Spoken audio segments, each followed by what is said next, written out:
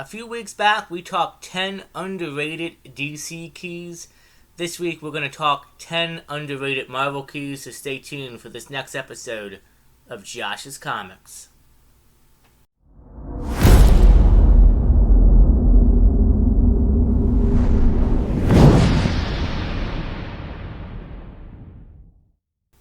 Welcome back, guys. So that's right. Today we're going to talk 10 underrated and undervalued Marvel keys, in my opinion. Going to be a good one.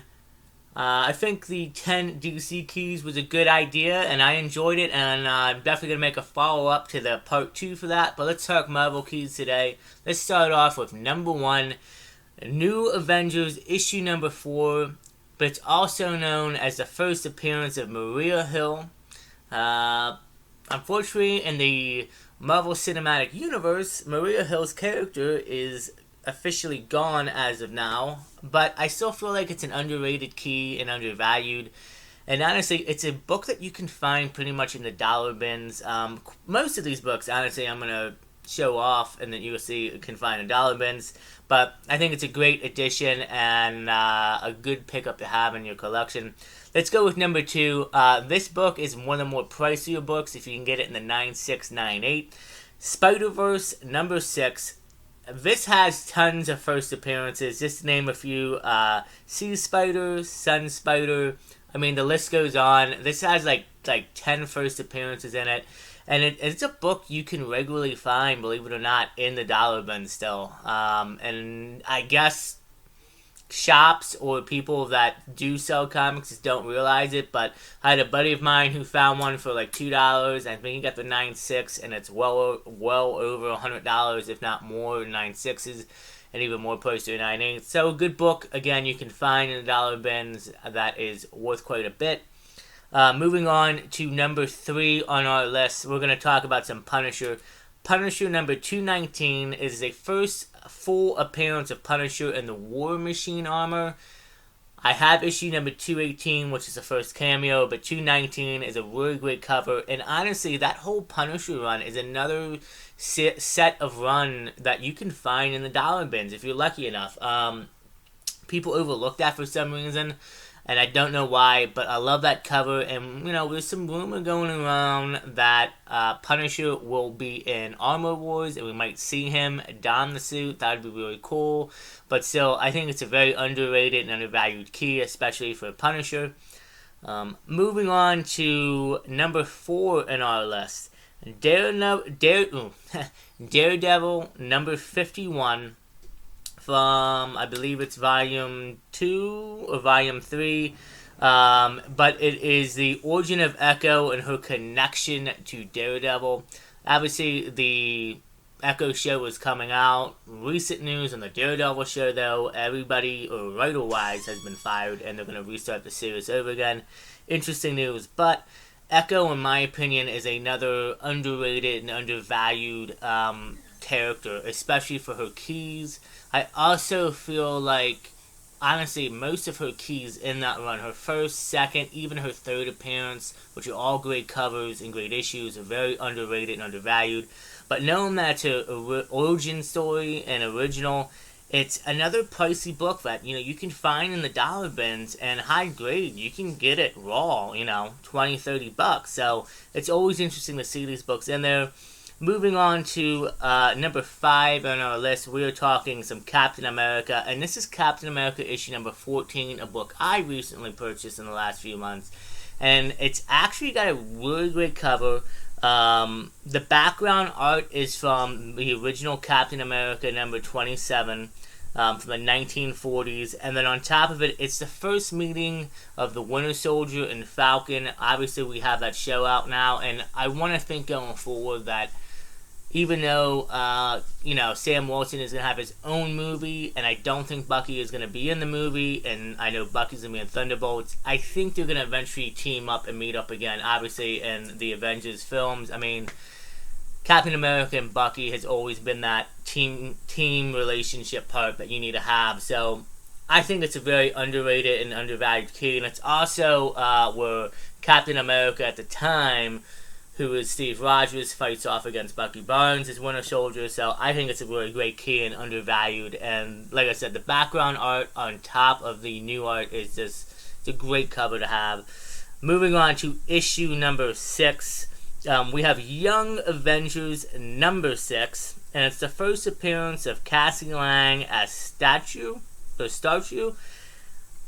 Underrated, undervalued key. It seems like after Ant-Man, we are going to get her in the future, and I'm wondering if we're going to get like a Young Avengers movie or show eventually, possibly. We'll have to see. But it's also, if I'm not mistaken, it is the first appearance, or the first, the first appearance of Kate Bishop's Hawkeye new suit. But moving on to number 7 on the list, which is also going to be Young Avengers number 9, coming in shortly after that. It's the first cover appearance of Kate Bishop in her suit. Obviously, her first appearance, or suit appearance, was in 6, and number 9 being her first full cover appearance. I think that's another underrated, undervalued key. I highly love the Hawkeye show that we got from Marvel, and I think Kate Bishop obviously is going to be a big team player in the future. I would love to see Jeremy Renner come back, obviously, as Hawkeye and lead the newer Avengers. We'll have to see how that plans out, but I think that's really great. Moving on to number 8 on the list, we have Star Wars Jedi of the Republic Mace Windu number 5, and it's the first cameo appearance of Ahsoka in a canon story. So obviously we have the Clone Wars, we have official comic book for first comic appearance, but this is an official canon story. Most people don't seem to matter about canon and non-canon, but still, I think it's an underrated, undervalued key to have, if it is important in the future anyway. And she actually, I believe, has she's not in the story, but she has a appearance on a cover in Jason Aaron's 2015 Star Wars run, which is kind of like her first canon appearance, you would say, maybe. But still, a great book to have. Moving on to issue number 9, and this is a book I actually do own in a slab, and this is Daredevil number 170. This is actually, I knew what the original key significance was, but I didn't know about the second part to it. So it is the first appearance of Kingpin in a Daredevil title. I knew about that, but however, for the first time, and even though Kingpin was introduced in the Silver Age in ASM number 50, you actually learn, and his name's revealed to be Wilson Fisk in Daredevil number 170. A great book, honestly, in my opinion, and a book that has, and probably for the last couple years, has been on the low end. Nobody, no big moving with that. Nobody really, I wouldn't say cared for it, but it wasn't a big book. But now that, Daredevil and Kingpin are obviously coming back into the MCU, those keys have jumped. And you can actually, well, no, it's not behind me, that's Daredevil 185, but, 181. But Daredevil 171, why it's not on the list, it should be mentioned. Daredevil 171, obviously the follow-up to 170, is the first time that Daredevil and Kingpin fight. That's another underrated, undervalued book. I wish I put it on the list, but I'll probably save that for part 2. And let's talk about our number 10 book here on the list. Captain America number 362. First cover and first full appearance of Crossbones.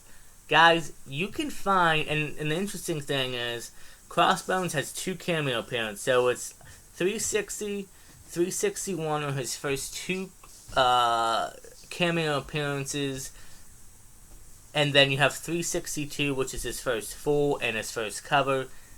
I kind of don't like the idea of having 2 cameo appearances before then, but it is what it is.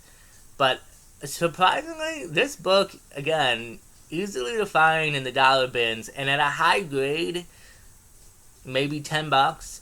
It's insane to me. And I know Crossbones, and again, Crossbones, and not just talking about MC spec and driving the key significance up because of that, but even before then, Crossbones is one of those villains that I felt like didn't get enough love or appreciation.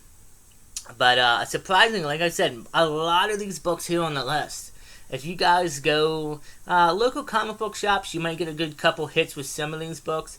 But if you go to Comic Cons and conventions and all that, you might be able to find some of these books in the $2, $5 bins even, where collectors are selling them, and they just don't really know all about the significance, or they don't consider it a big book. But these books, a lot of these books I listed today, honestly, I mean, high grade all day. Some of these books are worth $10, $15. Some are even more. And then if you're talking about slab prices, they can go up from there.